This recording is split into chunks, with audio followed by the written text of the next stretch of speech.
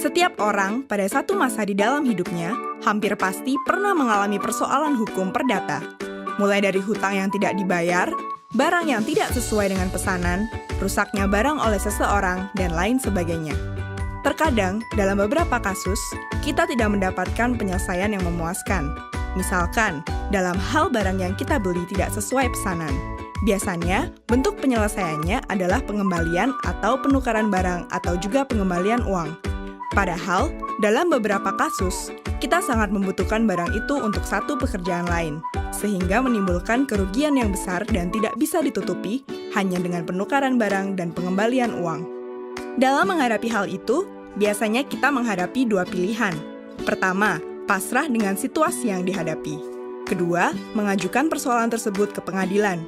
Bagi sebagian besar dari kita, menempuh jalan ke pengadilan bukanlah suatu pilihan. Kita segera membayangkan proses yang rumit, biaya yang besar yang harus keluar, dan waktu yang lama. Bahkan, di masyarakat kita, ada sebuah anekdot tentang proses pengadilan yang bilang bahwa bersengketa di pengadilan ibarat memperebutkan kambing, namun bisa kehilangan sapi.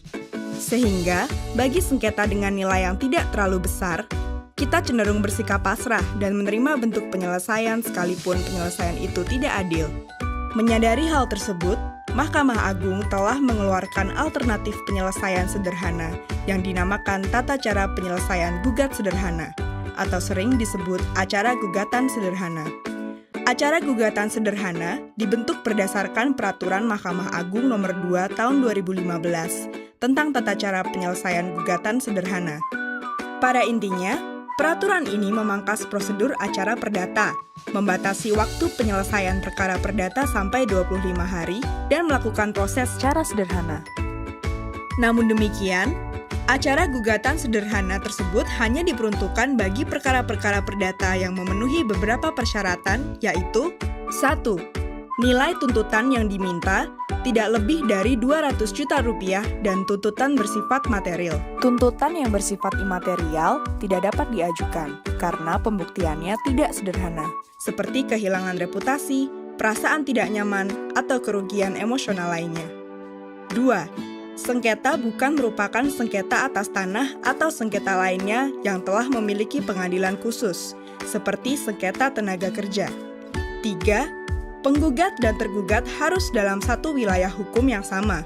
Sebagai contoh, orang yang tinggal di Jakarta Selatan hanya dapat menggugat orang yang berada di Jakarta Selatan, tidak dapat untuk menggugat orang yang tinggal di Jakarta Pusat.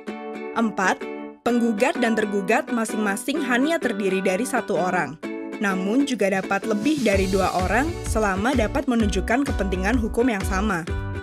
5. Tergugat harus jelas keberadaannya dan tidak dapat dilakukan pemanggilan dari pengadilan negeri wilayah lain. Acara gugatan sederhana didasarkan pada beberapa prinsip, yaitu 1. Pendekatan pada proses persidangan adalah bersifat mudah. Artinya adalah penggugat atau tergugat tidak perlu memusingkan pasal-pasal yang akan dituntut. Penggugat dan tergugat hanya akan menjelaskan pokok persoalannya. Hakimlah yang akan bersifat aktif untuk menentukan pasal mana yang digunakan dan hal apa saja yang perlu dibuktikan oleh penggugat dan tergugat. Jadi, apabila ingin mengajukan gugatan, maka cukup mengisi formulir yang sudah disediakan di pengadilan. Mereka juga tidak perlu didampingi oleh pengacara. Apabila kesulitan dalam mengajukan gugatan, penggugat akan dibantu oleh petugas pengadilan. 2. Waktu penyelesaian yang cepat. Salah satu tujuan dari acara gugatan sederhana adalah untuk mempersingkat waktu. Pada gugatan acara perdata, waktu penyelesaian rata-rata adalah kurang lebih 450 hari dari tingkat pertama sampai dengan Mahkamah Agung. Acara perdata dapat melalui 3 tingkat pengadilan. Pertama, di pengadilan negeri, kedua, tingkat banding pada pengadilan tinggi, dan ketiga, tingkat kasasi pada Mahkamah Agung. Pada acara gugatan sederhana, penyelesaian perkara hanya melalui 2 tingkat pada level pengadilan negeri. Pertama adalah pada tingkat hakim tunggal di pengadilan negeri dengan waktu penyelesaian 25 hari kerja sejak hari sidang pertama, sesuai pasal 5 ayat 3 Peraturan Mahkamah Agung tentang gugatan sederhana.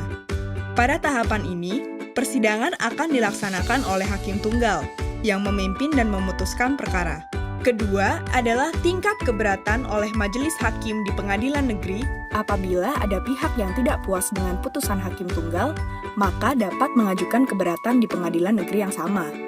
Adanya upaya keberatan tidak lain adalah untuk menjamin penerapan hukum untuk pencari keadilan, yang waktu penyelesaiannya adalah 7 hari kerja sejak majelis dibentuk.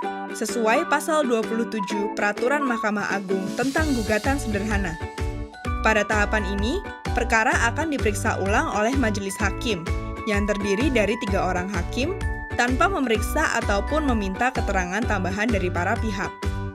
Tingkat keberatan pada pengadilan negeri adalah upaya hukum yang terakhir dan final. Para pihak tidak dapat mengajukan upaya hukum lainnya ke pengadilan tinggi ataupun ke Mahkamah Agung.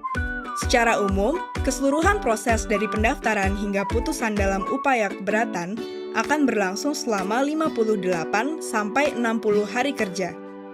Dengan adanya peraturan Mahkamah Agung ini, diharapkan terjadi peningkatan akses bagi masyarakat untuk memperoleh keadilan melalui pengadilan. Di samping itu, diharapkan iklim usaha Indonesia semakin meningkat baik di mata para pelaku usaha tanah air.